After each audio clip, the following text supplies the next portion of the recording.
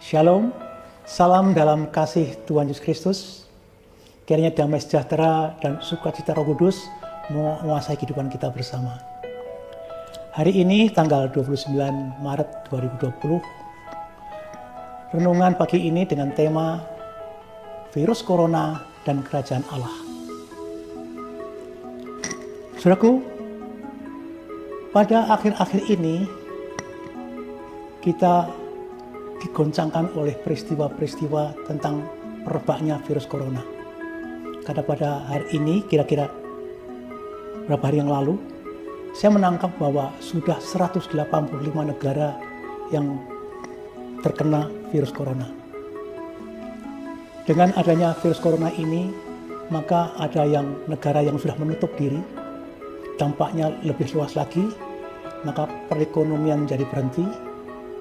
Demikian juga mungkin kalau kita melihat kurs bursa efek semakin menurun, perdagangan juga berhenti, dan negara-negara tersebut digoncangkan oleh keadaan ini. Berbicara tentang digoncangkan, memang Alkitab juga mengatakan, satu kelak semua yang bisa digoncangkan akan digoncangkan, supaya tinggal tetap yang tidak tergoncangkan.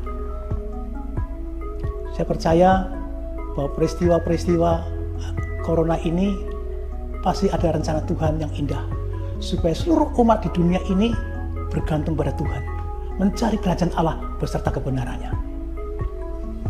Untuk itu saya akan bacakan suatu firman Tuhan yang kaitannya dengan digoncangkan, yang mungkin dengan kita mengerti firman Tuhan ini, kita yakin semua yang terjadi seizin Tuhan. Ibrani 12 ayat yang ke-26. Waktu itu suaranya menggoncangkan bumi, tetapi sekarang ia memberikan janji, satu kali lagi aku akan menggoncangkan bukan hanya bumi, melainkan langit juga. Ungkapan satu kali lagi menunjuk kepada perubahan pada apa yang dapat digoncangkan, karena ia dijadikan supaya tinggal tetap apa yang tidak tergoncangkan. Jadi karena kita menerima kerajaan yang tidak tergoncangkan, marilah kita mengucap syukur dan beribadah kepada Allah menurut cara yang berkenan kepadanya dengan hormat dan takut. Sebab Allah kita adalah api yang menghanguskan. Firman Tuhan ini diambil dari Keluaran 20, ketika orang-orang Israel mengadakan satu pertemuan di bawah Gunung Horeb.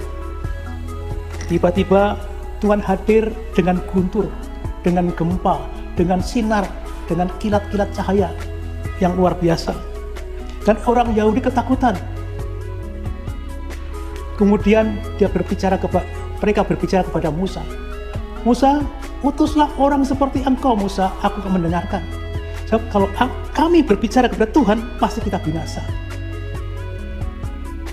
Demikian ayat yang ke-29 berlaku, sebab Allah kita adalah Allah yang menghanguskan. Saudaraku yang dikasihi Tuhan Yesus Kristus, mengapa Allah menggoncangkan? Saya akan mencoba feedback ke belakang ketika penciptaan. Ketika Lucifer jatuh dalam dosa, maka dia dibuang di bumi. Demikian juga ketika Allah menciptakan Adam dan Hawa, akhirnya juga jatuh dalam dosa dan ada di bumi juga. Lucifer yang jatuh dalam dosa mendirikan kerajaannya, dan itu kerajaan angkasa, kerajaan kegelapan, kerajaan dunia. Jadi orang yang jatuh dalam dosa itu rata-rata mengabdi pada kerajaan angkasa ini, atau kerajaan dunia ini, atau kerajaan iblis yang hanya mendengarkan suaranya sendiri. Meskipun mereka mengaku beragama, mereka menjadi Kristen, tetapi masih mengabdi dirinya sendiri, bukan mengabdi kepada Tuhan. Mengabdi kekayaan, mengabdi ketenaran, mengabdi keberhasilan, bukan mengabdi kepada Tuhan. Maka Allah yang menghanguskan ini perlu menggoncangkan, supaya yang bisa digoncangkan ini tinggal dalam yang tidak tergoncangkan. Alkitab jelas mengatakan yang tidak tergoncangkan adalah kerajaan Allah, yang isinya kebenaran, damai sejahtera, dan sukacita Roh Kudus. Kembali tentang kerajaan Allah. Jadi rata-rata sebagai orang percaya sekalipun, orang yang beragama, kadang-kadang tidak mengabdi kepada Allah. Dia hanya menuntut Allah melengkapi atau memenuhi kebutuhannya, bukan kita mengabdi kepada Allah. Tapi Allah adalah Allah yang cemburu. Ya. Meskipun Allah kasih, dia Allah cemburu. Allah harus sembah, Allah harus tinggikan, dimuliakan.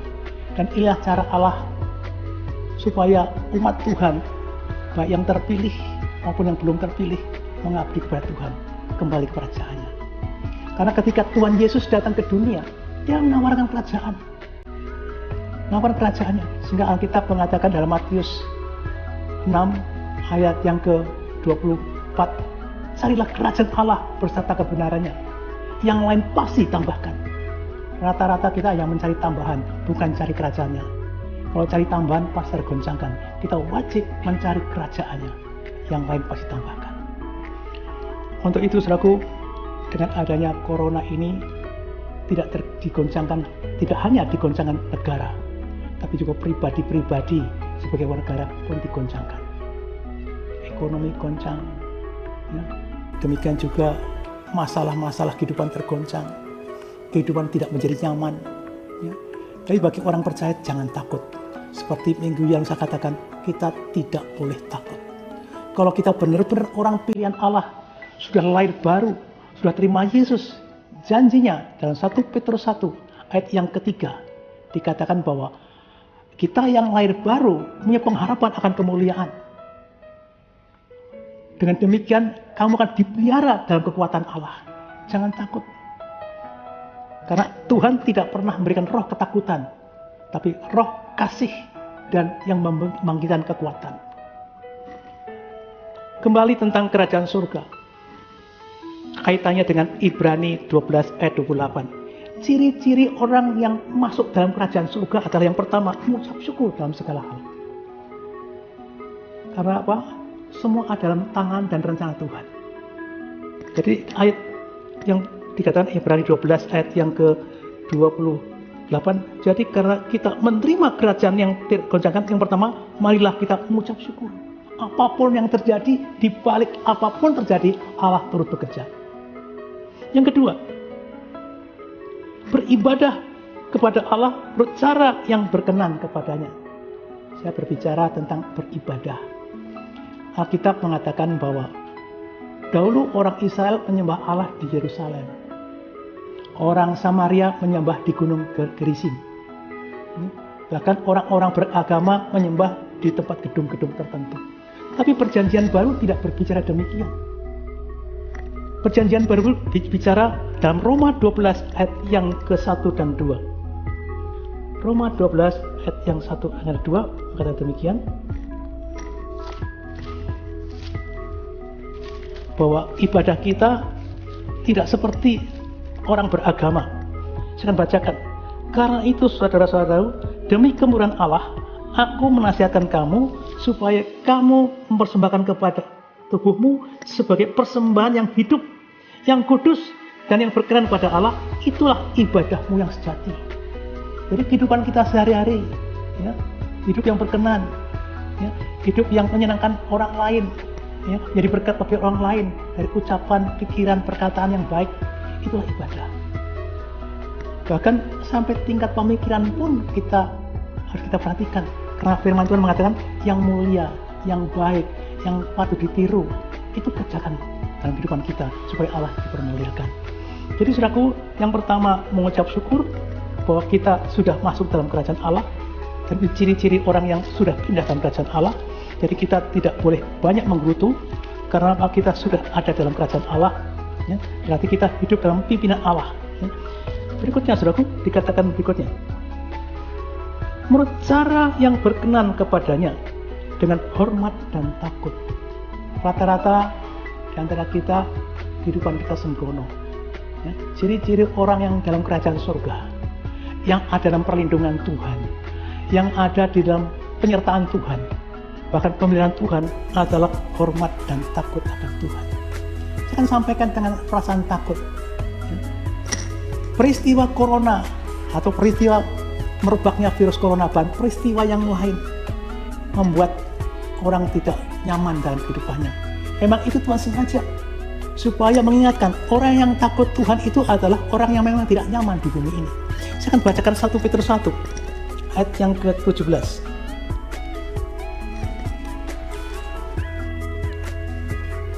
Dan jika kamu menyebutnya Bapa, yaitu Dia yang tanpa memandang muka menghakimi semua orang menurut perbuatannya, maka adalah kamu hidup dalam ketakutan selama kamu menumpang di dunia. Saya akan garis bawahi tentang menumpang. Dibuat tidak nyaman supaya kita ini tidak nyaman di bumi ini karena kita ada tanah air yang baru, di mana kita akan bersama dengan Tuhan untuk selama-lamanya. Yesus katakan, aku menyediakan tempat bagimu. Di mana aku ada, engkau ada. Itulah tujuan Tuhan, mengapa di bumi ini kita tidak nyaman. Bahkan 2 Korintus 5 ayat 1 dikatakan demikian, berat tekanan selama aku masih menghidupi di tubuh ini, karena aku menekan tubuh yang baru. Jadi saudaraku, selain mengucap syukur, ibadah yang benar, hormat dan takut. Dan berikutnya saudaraku, kalau kita baca ayat Ibrani 12 ayat yang terakhir, ayat yang ke-28 atau 29 ya. 1 Ibrani 12 ayat yang ke-29. Sebab Allah kita adalah Allah yang menghanguskan, atau api yang menghanguskan. Sering kita mendengar Allah kasih, Allah baik, Allah besar, tapi tidak pernah mendengar Allah yang menghanguskan. Mengapa orang-orang Israel tidak berani dekat kepada gunung itu? Karena melihat binatang yang dekat dengan gunung itu pun mati. Demikian juga orang-orang yang berdosa, orang-orang yang gak layak, orang-orang yang berkenan, gak mungkin kita bisa bicara dengan Allah. Karena Allah yang kita sembah adalah Allah yang menghanguskan. Sehingga sehubungan dengan renungan pagi ini atau hari ini, saya ingin sampaikan, coba evaluasi, benarkah aku sudah tinggal dalam kerajaannya? Karena dia raja, Yesus adalah raja. Karena apa saudaraku? Ketika orang-orang Israel berkata, utuslah seorang nabi seperti engkau Musa, supaya kita berbicara, supaya kita tidak binasa. Kemudian Tuhan menjawab, ya, dalam Ulangan 18 ayat yang ke-18. Ini ayat yang sangat terkenal, ya. Tepat seperti yang kamu minta kepadaku kepada Tuhan Allahmu di Gunung Horeb pada hari perkumpulan dengan berkata, tidak mau aku mendengar lagi suara Tuhan Allahku dan api yang besar ini, tidak mau aku melihatnya lagi supaya jangan aku mati. Lalu berkatalah Tuhan kepada Musa, apa yang dikatakan mereka baik. Sekarang seorang nabi akan kubangkitkan bagi mereka dari saudara-saudara mereka seperti engkau ini. Aku akan menaruh firmanku dalam mulutnya, dan ia akan mengatakan kepada mereka segala yang kuperintahkan kepadanya. Orang yang tidak mendengarkan segala firmanku yang akan diucapkan nabi itu demi namaku, daripadanya kutuntut pertanggungjawaban. Jadi saudaraku, siapakah nabi ini sebenarnya? Dialah Yesus yang dibangkitkan supaya kita bisa berbicara dengan Tuhan Yesus. Dan ternyata Yesus harus didengarkan perkataannya, pengajarannya, ya. Dengan demikian kita berkenan di hadapan Tuhan. Yang selama ini kadang-kadang kita sebagai orang beragama, ya, sebagai orang yang percaya Yesus, kadang-kadang tidak mau mendengarkan suara Tuhan Yesus atau pengajaran Tuhan Yesus. Bahkan Tuhan Yesus hanya sarana untuk melengkapi kebutuhan kita. Tapi sudah waktunya apa yang diperintahkan Tuhan Yesus harus kita lakukan. Maka dengan demikian, maka kita berkenan di hadapan Tuhan. Allah yang menghanguskan pasti berkenan pada kita. Dan kita pasti tetap dalam tinggal kerajaannya. Sampai kemuliaan nanti di mana kita berjumpa dengan Tuhan Yesus. Kiranya apa yang sampaikan pagi ini menjadi berkat kita semua. Tuhan memberkati.